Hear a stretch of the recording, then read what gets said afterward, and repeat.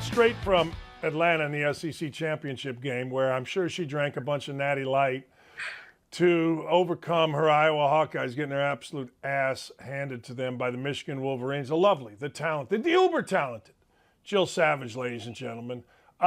SEC championship game, fantastic, I assume. It was fantastic. To reference the Iowa game, it was obviously after the SEC championship game. Thankfully, it was on a screen. I haven't even watched the whole thing yet, Dan, but I feel like I owe America an apology for the way that my Hawkeyes came out and performed. I haven't watched the whole thing yet. I'm going to put myself through that misery later today. Everybody else had to watch it, so I'm going to do the same. But the SEC championship game, completely different than the Big Ten championship game. What a delight that was. And what we talked about last week, underdog Nick Saban. Don't bet against him. You knew that after he had a poor performance for his team in the Iron Bowl and the media saying there's no chance that this Alabama team is going to come out and beat Georgia, and we had been wanting to see what Georgia would look like when they were tested. If they were down late in a game, we got all the answers that we possibly could have wanted out of that one. Now, Georgia, for me, I mean, do you go to JT Daniels at some point in that game? I thought, hey, why not just try and throw him in the fourth quarter, especially after that pick six. But what a fun college football playoff this is going to set up now, Dan, because we actually have some good matchups for the CFP. Which one do you like better? Which matchup you like better? Right now, I have to say Michigan and Georgia. I think that this Michigan team, the way that they have come out, I really did expect somewhat of a letdown after they had put so much weight, so much emphasis into that Ohio State game all off season, all year long. They didn't let up at all. So for me, looking at their defensive line, I think that they're going to be able to control Georgia's run game. And then you put Georgia in passing situations, and we saw how well that went for them against the Alabama defense. So I think that one is going to be pretty intriguing. Season's over. When I was on the Outkick Tailgate show, you guys were talking about divisions in the SEC. Season's over. Should the SEC and other leagues lose the division format? I think that when you get Texas and Oklahoma, they're obviously going to have to do something different in the SEC. I think that if you look at the way that the college football is going, do we really care if you're on the East or on the West or the North or the South, whatever you're doing for your divisions across the country? I think that when you look at like Iowa, I don't think that they really should have been the team to represent the Big Ten in the Big Ten championship game. There were much more deserving teams than Iowa this season to go in there. I don't think that it's going to be something that is necessary moving forward. I do understand you want to maintain all of the rivalry games, but I think that there are ways of getting around that without saying, okay, this is what we have to do, because you lose so much, with the interdivision play and the guys that, you don't play every season. And I'm not a huge fan of it at this point in time. I don't think that it's a necessary product anymore. The way that we're just changing everything in college football, there is no rhyme or reason. These divisions, they haven't existed for like this forever. So I think, hey, if we're changing everything, let's get rid of them. Yeah, I'm with you on it. All right. You're a West Coast gal via Iowa and a Southern gal via Iowa. You covered the Pac-12. You know about Mario Cristobal. You know about Miami. You know about Oregon. Is Mario Cristobal, and I'm not talking about I'm just talking about him. Is he better off coaching at Miami as opposed to coaching at Oregon? I think so. I think that when you look at Mario Cristobal, he did an exit interview with John Canzano yesterday on radio for about 10 minutes, which is pretty big, I think, of a coach leaving a program to go back on local radio in that area. And he talked about him and his family and how much he enjoyed Oregon and how he never expected to leave in the next few years from Oregon. And when he said that, I did believe him. Now, when you look at Mario, he played at Miami. All of his family is in Miami. He just went back and saw his mom last week, who was having health problems. His dad had already passed away. So for Mario, I think this was an actual family decision. In when you look at him with the recruiting and everything, you get all the kids coming over from Florida. Some of them stay in Oregon, some of them don't. They don't like the rain. But now he can just be there, live up to what he wants to do, build that program that he loves back up and get them contending for a national championship. And the thing that I did love, Mario's last words for the Oregon fan base was, keep going, keep being great, and go win some championships, right? Like, he's like, you're going to have a fan in me and my family forever. And I don't believe it when a lot of coaches say stuff like that, but the sincerity was definitely there with Mario. So I do believe that this is what is in his best interest for himself and his family. Yeah, that's the thing that I look at. I mean, we can talk about, well, Phil Knight's money, that kind of stuff. That's all great. But at the bottom line is, these are real people. These are real people with families, with emotions, with, I don't know, a different agenda maybe than what the public perceives them to be. I think most people are seeing coaches now as these money-grubbing guys. But, look, I'm glad to hear you say that, because I kind of felt that way. I don't think Miami handled it worth a damn. That's a different discussion. But the truth of the matter is, for Mario, I'm glad to hear you say that, because I felt the same way. All right, John Metchie. That's how you say it, right? I would say meet Metchie. Yeah, he's out, all right? How big is this for Alabama moving forward into the playoffs? Yeah, I think it's huge. I think that you can go back to the Iron Bowl and you can see how that Alabama team performed when Williams went out with a targeting call when he was on a special teams play and was out the rest of the game. And Alabama was down to Metchie as their primary wideout. Now, you move forward and it was only Williams and playing in the second half for Alabama. Now, Williams is the top reception yardage and touchdown guy, but for most catches, that was Metchie. So Young really looks to Metchie when he's trying to formulate, the offensive game plan and go out there and find a guy that he can rely on.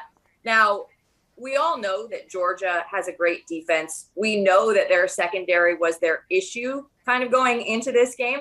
Cincinnati has the second best pass defense in the country.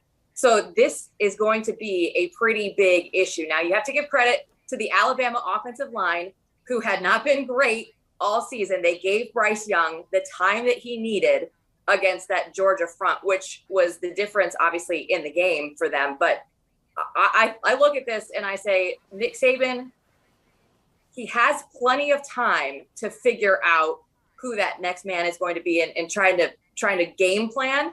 So I feel okay about that. It's obviously never a great time to lose a guy going into the college football playoffs, but giving Nick Saban that kind of time to prep for this, I think it'll be okay. But obviously, I mean, one of your top guys and having that, just two different sides going back and forth would be quite the difference there for that Alabama offense.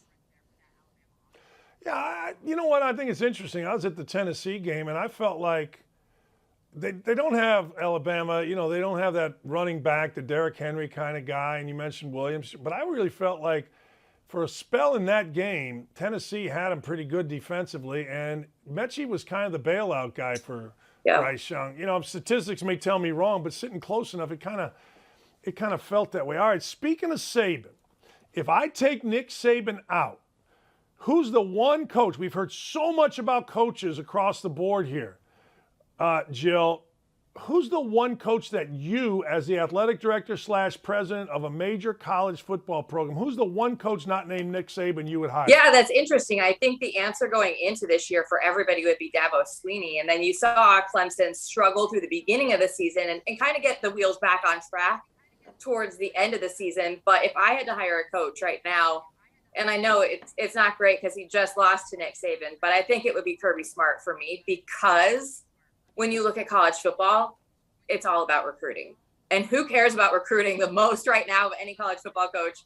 It's Kirby Smart. So you know that he would go out there and have enough 5 stars to put him in competition and get him in the position that he needs to be at this point in the season. Now, they lost the SEC championship game. Okay, fine.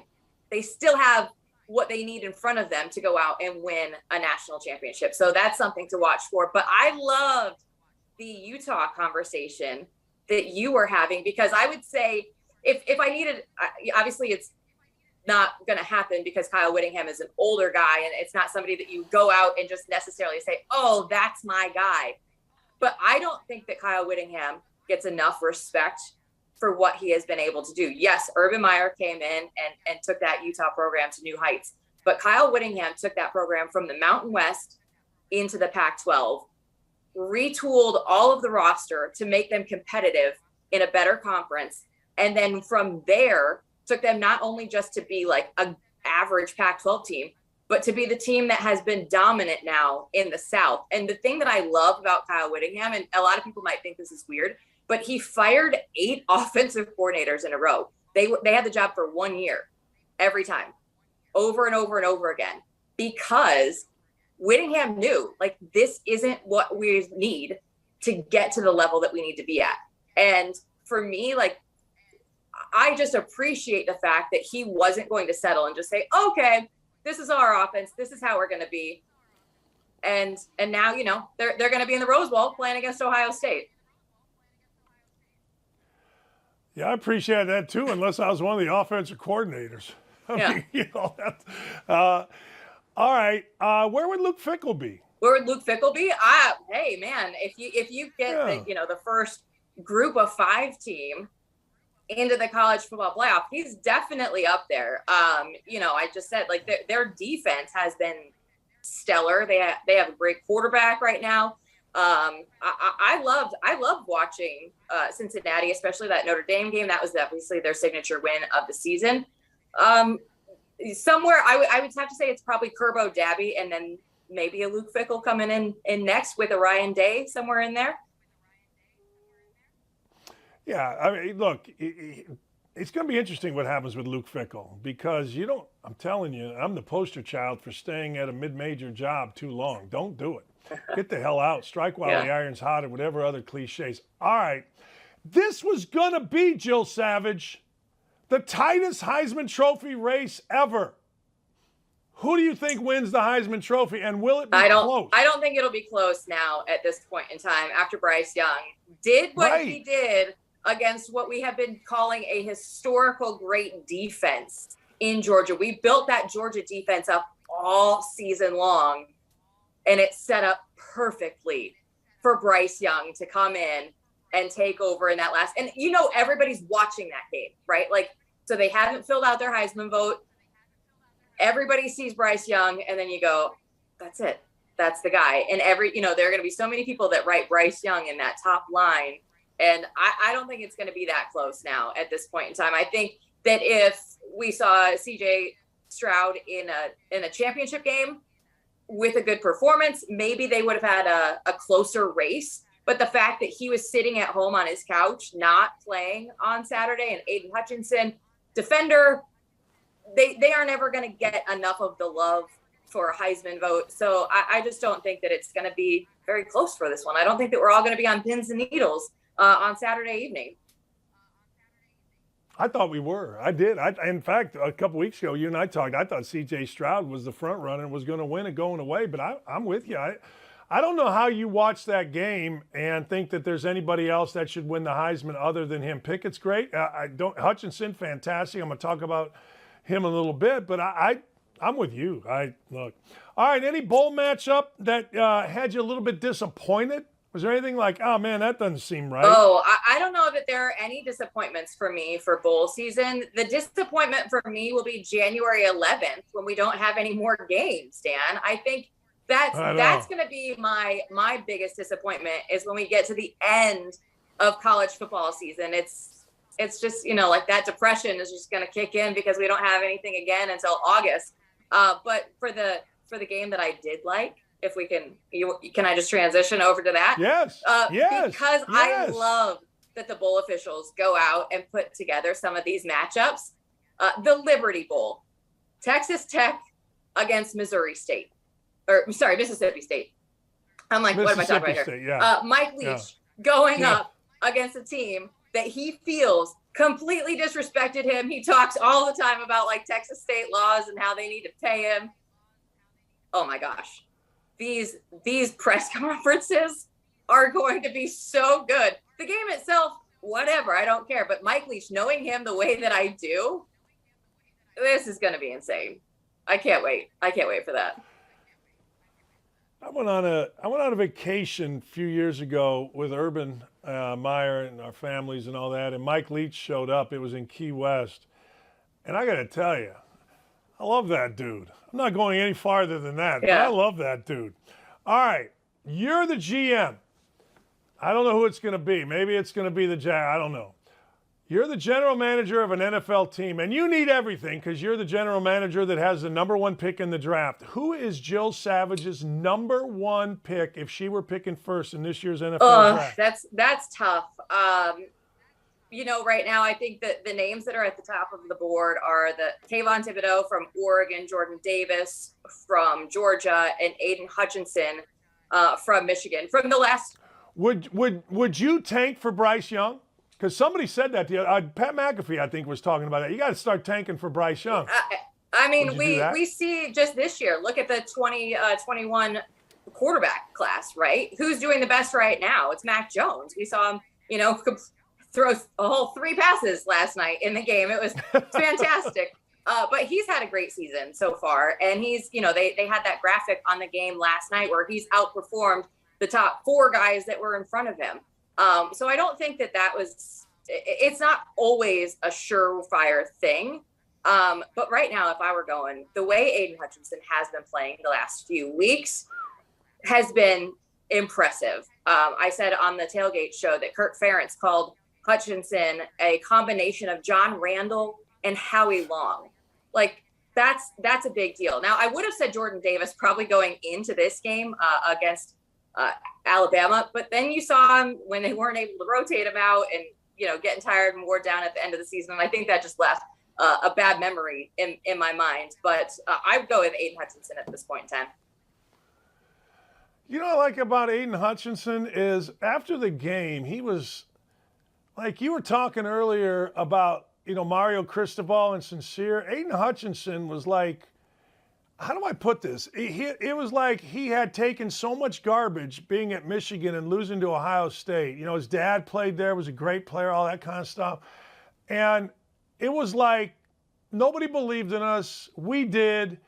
And it was real and it was emotional. And again, to your Cristobal thing, and I believed him. Like I felt great for Michigan because of hearing that kid talk right after the game. It was fantastic. It really was. Amen. Awesome. Yeah, I felt the exact same way listening to him. And like Kayvon Thibodeau, I knew him from covering Oregon. LA kid, good kid, but like is more into like marketing himself and like caring about like the image and all that. And not to say that one is not going to make him a great player, but when you saw Aiden Hutchinson in that sincerity that you're talking about, it's just like, gosh, I want that guy to be representing my team and my program, and I want that guy in my locker room. Yeah, and I saw a picture between Bryce Young and Saban, and I thought this is what college is about. I mean, I know it's a business. I get all of it. But, when you've been in it or around it as long as I have and you have, you go, all right, these kids are human beings too. I'm not saying they're perfect, and I'm not saying you kiss their ass at all. But I am saying it's nice to see some success and people genuinely like what they're doing as opposed to all the crap that we read about it's all me, gimme. You know what I mean? I mean, I liked it. It was good. It felt it absolutely did. It felt great. And, Michigan is one of those teams now that we've been able to see and all the doubters were out there for good reason. We didn't know, we hadn't seen the product on the field, right. But for them to come through and have this breakthrough year was really cool to see. I agree. And whether you like Harbaugh, you don't like Harbaugh, the dude, did you see this? He's given his $1 million bonus to the families and people that lost their jobs in the Michigan athletic department due to COVID. What's not to like about that? I think that stuff is great. So it's a good story. It's a great story. Absolutely. And when you look at Jim Harbaugh, likable is not the first word that comes to mind. So he is doing some good PR moves right now. And sincere. Great. We should all be, looking out for other people after COVID and trying to give back wherever you can. All right, last thing, and it goes back to Iowa folks drinking. Ybor City in Tampa, a guy that owns restaurants there, put out a tweet that said, look out, last time the Iowa Hawkeyes came to Tampa and Ybor City, they drank Ybor Street or Ybor City, whatever the hell it is, out of not beer, not beer, Jill, but Jägermeister. When Iowa Hawkeyes travel outside the Big Ten country, do they get fancy? And is fancy Jägermeister for the thick ankle crowd from Iowa? Yes, that would be fancy for Iowa. Now, Dan, I'm not sure. So everybody's playing in Orlando. This is going to be a problem for the city of Orlando, right? Because I said this last week. When Iowa fans go to Indy for the championship game, when Iowa State fans go to Kansas City for their championship games, it's a problem. They drink the city dry. Yeah. The bowl selection people put both Iowa and Iowa State in Orlando. I don't know if they're ready for this. There aren't going to be enough bars with enough beer for all of the Iowans, because let me tell you, getting out of Iowa at the end of December and the beginning of January to go to Florida, the Iowans will make that trip. Yeah, and I stated the question wrong because the guy was actually warning Orlando about what happened last time. So I did state the question wrong, making it seem like they were playing in Tampa. Okay. My apologies for that. And I gotta tell you something else. I mean, the tank top, Disney tank top, they're going to sell out too, because I know this. Big ol' Iowa guy, he likes to show them guns when it's warm because he's got that farmer's tan going, 12 months a year. When he gets in the Iowa sun or the Florida sun, it's tank top, baby. I can't wait. It's going to be tank glorious. top season. There's nothing like walking around the Iowa State Fair in the summer, and I feel like that's what they're all going to be pulling out, trying to do. That's right. Show the guns. You're the best. Thanks, Jill. Talk to you soon. Best. You're the best.